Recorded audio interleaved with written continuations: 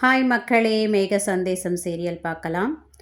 Saradha KP கிட்ட சத்தியம் வாங்குறாங்க. நாளைக்கு காலையில் 11 மணிக்கு நான் பண்ணுற பூஜைக்கு நீங்கள் வரணும்னு சத்தியம் கேட்க சத்தியம் பண்ணுறாரு கேபி வந்துடுவேன்ட்டு. ஆனால் வீட்டுக்கு போய் அவர் சாப்பிட்டுட்டு இருக்கும்போது தான் மீரா சொல்கிறா, நாளைக்கு 11 மணிக்கு பூஜை இருக்குது, கண்டிப்பாக நீங்கள் வீட்டில் இருக்கணும், ஆஃபீஸ் எந்த வேலையாக இருந்தாலும் நீங்கள் லீவ் போட்டுருங்க அப்படின்னு சொல்ல ஷாக் ஆகுது அவருக்கு.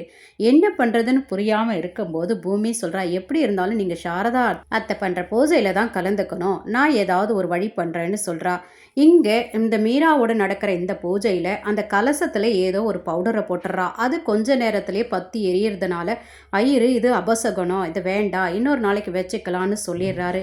இதுக்கு பரிகாரம் ஏதாவது இருக்கா அப்படின்னு கேட்க இன்னொரு முறை கோயிலை பிரதட்சணம் பண்ணுங்க அப்படின்னு சொல்ல மீரா பண்றாங்க. உடனே அபூர்வா, நீ எல்லாம் கோயில முடிச்சிட்டு வா, நாங்க போறோம்னு சொல்லிட்டு அபூர்வாவும் நட்சத்திராவும் போகும்போது அந்த சைடு பூஜையில இந்த கேபி சாரதாவோட உட்கார்ந்து இருக்கதை பார்த்துடுறாங்க. பார்த்துட்டு மீராவை கூப்பிட்டு பெரிய பிரச்சனையே நடக்குதாங்க. கடைசியில ஒரு கட்டத்துல இந்த அபூர்வா தாலியை அறுக்க போயிட்டாங்க சாரதாவோடது. சாரதா அழுகுறாங்க, ப்ளீஸ் இந்த தாலியை மட்டும் நீ அறுத்துறாத, நான் இப்ப பட்டுட்டு இருக்க அவமானமே போதும், நீ என்ன சொன்னாலும் நான் செய்யறேன்னு சொன்னதுனால சரி கற்பூரம் ஏத்து அவகிட்ட சத்தியம் வாங்கலாம் அப்படின்னு மீரா கிட்ட சொல்ல மீரா கற்பூரத்தை ஏத்துறா. வாழ்க்கையில கேபி முகத்தை பார்க்கவே மாட்டேன்னு சத்தியம் பண்ணு, அவரே வந்தாலும் அவர் முகத்தை நான் பார்க்க மாட்டேன்னு சத்தியம் பண்ணு அப்படின்னு கேட்க சத்தியம் பண்றதுக்கு ரொம்ப தயங்கிட்டே பண்ணும்போது கற்பூரம் அணைஞ்சி போகுது. பூமி அங்கிருந்த ஃபேனை இந்த சைடு திருப்பி வச்சதுனால அணைஞ்சி போகுது. சாரதா பெருமூச்சு விடுறா. இதை பார்த்த கேபி, பாத்தியா, இது கடவுள் ஏற்படுத்தின பந்தம், இந்த பந்தத்தை உன்னால ஒண்ணுமே பண்ண முடியாது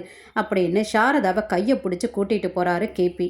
இன்னொரு சைடு இங்க சாரதா அவமானப்படுறது எல்லாமே ஒரு வீடியோவா எடுத்துட்டு இருக்கா இந்த தாரா. அபூர்வா தாராவை தேடிட்டு அவ வீட்டுக்கே போறாங்க. அப்ப அவ என்கேஜ்மெண்ட்டுக்காக ட்ரெஸ்ஸை செலக்ட் பண்ணிட்டு இருக்கா.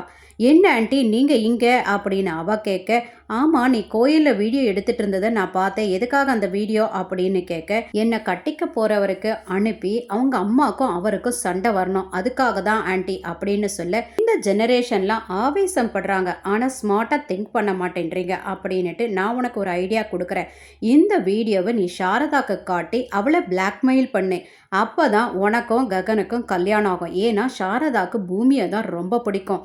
நீ ஒருவேளை இந்த வீடியோவை ககனுக்கு காட்டினேன்னா அவன் கோவப்பட்டு ஒருவேளை அவங்க அப்பாவை அடிக்க வரலாம், இல்லைன்னா எங்கள் வீட்டில் இருக்கிற யாரையாவது அவன் கொலை பண்ணலாம், இதுதான் நடக்கும் அப்படின்னு சொல்ல தேங்க்ஸ் ஆண்டின்னு சொல்லிட்டு அடுத்த நாளே அந்த வீடியோ தூக்கிட்டு சாரதா கிட்ட காட்டுறா.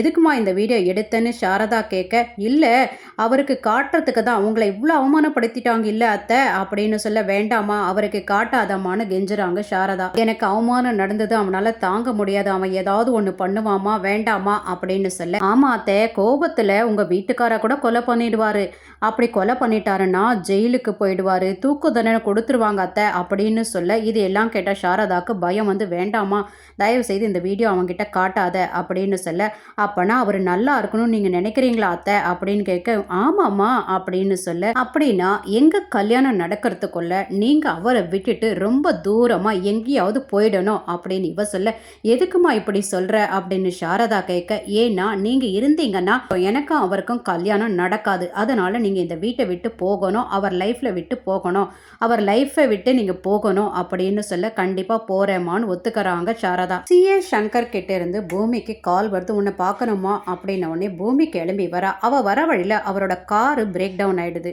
ககனோட கார் ஆப்போசிட்ல வரதை பார்த்துட்டு போய் அப்படியே 2 கையை விரிச்சு நிறுத்துறா. ககனோ தலையை வெளியில நீட்டி, என்ன காரு கடியில விழுந்து சாக போறியா அப்படின்னு கேட்டுட்டு இருக்கும் போதே இவ பக்கத்துல ஏறி உட்காந்துடுறா.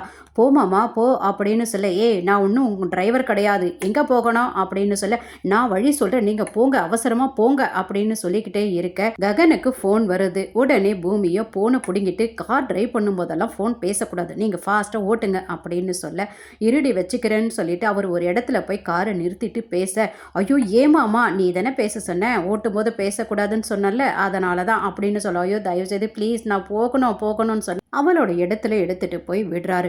ஒரே ஒரு 10 நிமிஷம் நான் பேசிட்டு அவர்கிட்ட வந்துடுறேன், வெயிட் பண்ணுங்க மாமா அப்படின்னு சொல்ல, நான் ஒன்றும் உன் டிரைவர் கிடையாது, நீ உன் வேலையை பார்த்துட்டு போ அப்படின்னு அங்கேயே விட்டுட்டு போயிடுறாரு. அந்த போலீஸ்காரர்கிட்ட கேட்குறா, என்ன சார் கிடைச்சதா, பிரேஸ்லெட் யாரோதுன்னு தெரிஞ்சுதா அப்படின்னு சொல்ல, ஆமாம்மா ஒரு 10 பேர் வாங்கியிருக்காங்க அந்த பிரேஸ்லெட்டை அப்படின்னு அந்த லிஸ்ட்டை காட்ட, அதில் அபூர்வாவோட பேரும் இருக்குது. அப்போனா அந்த டிஎன்ஏ பண்ணிங்களா சார் அப்படின்னு கேட்க, அது மேலே 2 டிஎன்ஏ இருந்து ஒன்று ஷோபா சந்திராது, இன்னொன்று தான் யாருதுன்னு தெரியலமா, அது தெரிஞ்ச அவங்க தான் குற்றவாளி, நம்ம கண்டுபிடிச்சிடலாம் அப்படின்னு சொல்ல, அப்போனா அது கண்டிப்பாக அபூர்வா தான் இருக்கும்னு பூமி சொல்ல, அது எப்படி நீ நினைக்கிற அப்படின்னா, எனக்கு அவங்க மேலே தான் டவுட் இருக்குன்னு சொல்கிறா.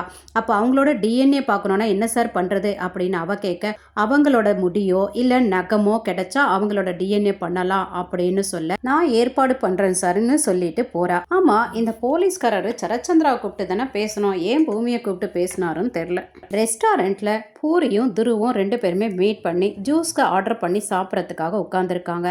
அந்த வழியாக வந்த ககன் இதை பார்க்குறாரு. ரொம்ப சந்தோஷப்படுறாங்க 2 பேரும் பேசிகிட்டு இருக்கிறத பார்த்து. அதுக்கப்புறம் ஜூஸ் வந்தவனே துரு வந்து என்னோட ஜூஸ் நீ கொஞ்சம் கொடு அப்படின்னு கேட்க, எங்கிட்டையும் இருக்குன்னு அவ சொல்ல, இவர் கம்பல் பண்ணி கொடுக்கும்போது அவன் மேலே ஜூஸ் கொட்டிடுது.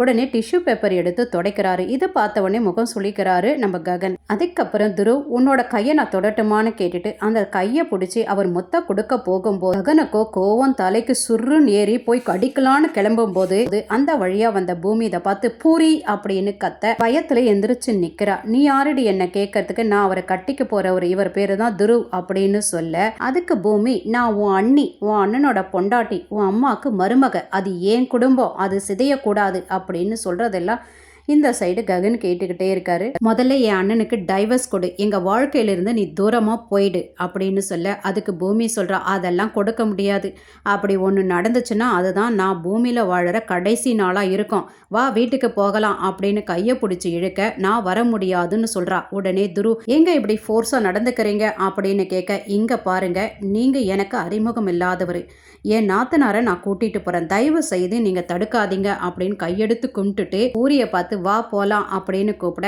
அவ சொல்கிறா, நான் முடியாது, நான் இவரோட தான் இருப்பேன் அப்படின்னு சொல்ல, பூமி அவள் கன்னத்தில் ஓங்கி பலான்னு ஒரு அரை அரைஞ்சிட்டு அவளை இழுத்துட்டு வந்து வீட்டில் விடுறா. உடனே இந்த சாரதா என்னம்மா ஆச்சு அப்படின்னு கேட்க, அவள் எங்கே போகிறா என்ன பண்ணுறான்னு அடிக்கடி நோட் பண்ணுங்க அத்தை அப்படின்னு சொல்கிறா. போதும் நிறுத்திடி உன் நாடகத்தை அப்படின்னு பூரி சொல்லிட்டு இருக்கும் போதே ககன் வீட்டுக்கு வராரு. அண்ணன் பார்த்தீங்களா என்ன பண்ணுறான்னு அண்ணங்கிட்ட எல்லா கம்ப்ளைண்ட்டும் பண்ணுறா பூரி. அண்ணன் இவளை இழுத்து வெளியில் தள்ளு, அப்படி இல்லைன்னா நானே இவளை இழுத்து வெளியில் தள்ளுவேன் அப்படின்னு சொல்ல, நான் பார்த்துக்கிறேன் நீ அமைதியாக இருன்னு சொல்லிட்டு, அம்மா பூரியை கொட்டிட்டு மேலே போ அப்படின்னு சொல்ல, புரிஞ்சுதுண்ணா, எனக்கு புரிஞ்சுது, இவ பண்ணது கரெக்டுன்னு உனக்கும் தோணுச்சு, இப்படியே இருந்துச்சுன்னா நானும் இந்த வீட்டை விட்டு போயிடுறேன் எங்கேயாவது அப்படின்னு சொல்கிறா. உடனே ககன் பூமி கிட்ட வந்து, இந்த பிரச்சனை முடியணும்னா என்ன பண்ணணும்னு உனக்கு தெரியும் அப்படின்னு சொல்ல, எனக்கு புரிஞ்சது, நீங்கள் இக்கட்டான நிலைமையில இருக்கீங்கன்னு எனக்கு புரியுது, நான் எந்த தப்பும் இந்த விஷயத்தில் நான் பண்ணலை, உங்களுக்கே புரியும் ஒரு நாளைக்கு அப்படின்னு சொல்லிட்டு அங்கேருந்து போகிறா. அபூர்வா ரவுடிங்களை கூப்பிட்டு இந்த சிஐ சங்கரை போட்டு தள்ள சொல்கிறாங்க. உடனே ரவுடிங்களோ அவரை போய் சூழ்ந்துக்கிட்டு சண்டை போடுறாங்க. அதில் ஒருத்தன் கத்தி எடுத்துகிட்டு போகிறான் குத்துறதுக்கு. இது எல்லாமே தூரத்தில் இருந்து பார்த்துட்டு இருக்காங்க அபூர்வா. அப்பாடா இந்த பிரச்சனை இதோட முடியுதுரா அப்படின்னு சந்தோஷப்பட்டுட்டு இருக்கும்போது அபூர்வாவோட தலைவலி, அதாவது ககன் வந்து அவரை காப்பாற்றிடுறாரு. ககனோட மனசில் இப்போ தான் பூமி திரும்பவும் எட்டி பார்த்துருக்கா போல இருக்கு. அவளுக்கு ஃபோன் பண்ணலாமா வேணாவா இப்படியும் அப்படியும் பல முறை யோசிக்கிறாரு. நம்ம ஃபோன் பண்ணால் அட்வான்டேஜ் எடுத்துக்குவாளோ, இல்லை எதுக்காவது நம்ம ஃபோன் பண்ணி அவளுக்கு தேங்க்ஸ் சொல்லலாம் அப்படின்னு கடைசியில் முடிவு பண்ணி கால் பண்ணுறாரு. பூமி இதை பார்த்த உடனே ஃபர்ஸ்ட் அவள் அட்டன் பண்ணல, பார்க்கலாம் எவ்வளோ டைம் இவர் பண்ணுறாருன்னு பார்க்கலாம் அப்படின்னு அப்படியே விட்டுறா. அதுக்கப்புறம் இவர் திட்டிக்கிட்டே ஃபோன் பண்ணுறாரு. இவ என்ன பெரிய பிஸ்னஸ் மேக்னெட் மாதிரி இவ்வளோ பில்டப் பண்ணுறா அப்படின்னு திட்டிக்கிட்டே ட்ரை பண்ணுறாரு. கடைசியில் ஃபோன் எடுக்கிறா. ஐயோ மாமா இவ்வளோ முறை ஃபோன் பண்ணியிருக்கீங்க, நான் பார்க்கவே இல்லை மாமா, எனக்காக இவ்வளோ முறை ட்ரை பண்ணிங்களா அப்படின்னு கேட்கும் போதே இரிட்டேட் ஆகுது ககனுக்கு. இதோட இந்த எபிசோட்ஸ் முடிச்சிருக்காங்க. தேங்க்யூ ஃபார் வாட்சிங்.